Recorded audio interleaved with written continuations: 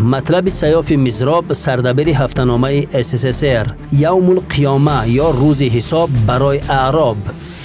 11 نوامبر سال 2023 سمیت کشورهای مسلمانی و لیگ دولت‌های عرب بار دیگر ثابت ساخت که تکیه زدن بر اعراب در دلخواه ماجرا کمالیت نادانی است. این روز نصب بار دیگر ثابت ساخت که تمام فنات و مخلصان اعراب و ماجراجویان داخلی ملی ما به شمول نهضت اسلام و دیگر حزب و حرکت‌های مخوف صدها بار نامعقول کردند که فکر دارند پشتیبانی اسلام دولت‌های عربی اند. برعکس ترکیه، ایران، جمهوری‌های آسیای مرکزی به ویژه تاجیکستان در این دیدار ثابت ساختند که متکای اسلام ماییم نه اعراب.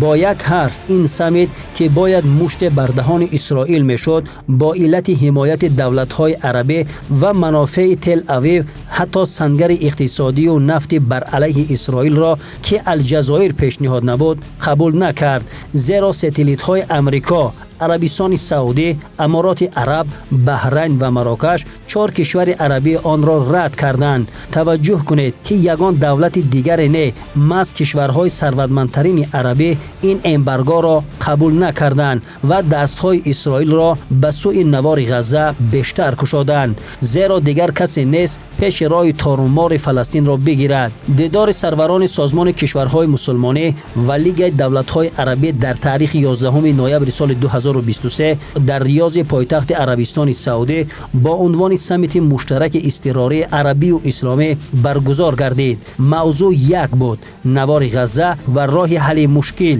طبیعی است دولت‌های ضد اسرائیل برآمد کردند، ولی تنها در سخن محمد بن سلمان السعود سازمان ملل متحد را همان گونه‌ای که ما در شماره قبلی هفته‌نامه SSSR نوشته بودیم به بی‌صلاحیتی و بی‌آبرویی متهم کرده گفت در قتل و کشتار فلسطینی‌ها در غزه کار از دستش نمی‌آید. ما با بحران انسانی روبرو شدیم که از بی‌تأثیری شورای امنیت سازمان ملل متحد و جمعیت بشری گواهی می‌دهد.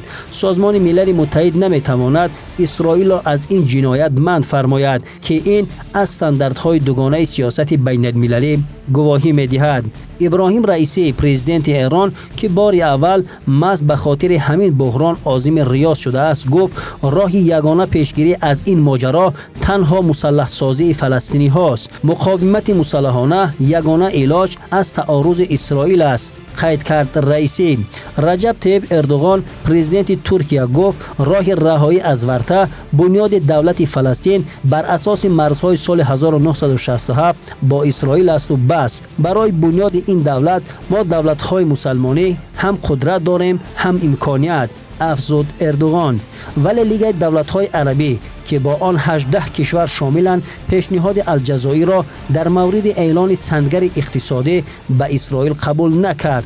مهمترین نقطه این دیدار انا همین بود و بس.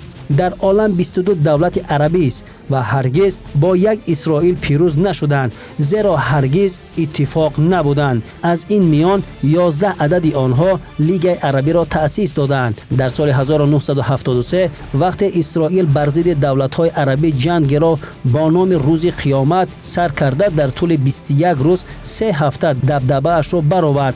این کشورها توانستند که اقلا سرجم شده ضد اروپا، آمریکا و اسرائیل امبارگوی نفتی اعلان کنند، کاری که امروز شیخ‌های سرپول عرب کردن نخواستند.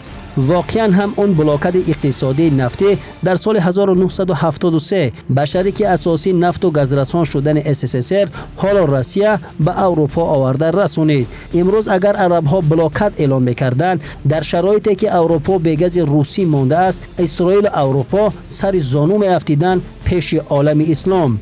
روز قیامت عملیات سال 1973 پس سر شد، ولی روز حساب شیخ‌های عرب که منفیت همدینی خود را فروختند کی فرا میرسد؟ روی هم رفته تا ساعتی که این تصمیم گرفته شد و عرب‌ها منافع همیان خود را بالاتر از جان مسلمانان فلسطینی گذاشتند. الکی در نوار غزه 10800 نفر با شمال 4500 کودک و 3000 زن کشته گردیدند. گویا مز رفتار همین اعرابا را شاعر دیده و 700 سال پیش گفته است: بدینم اگر طالب رضوان باشم، من بعد اگر در پی ایمان باشم.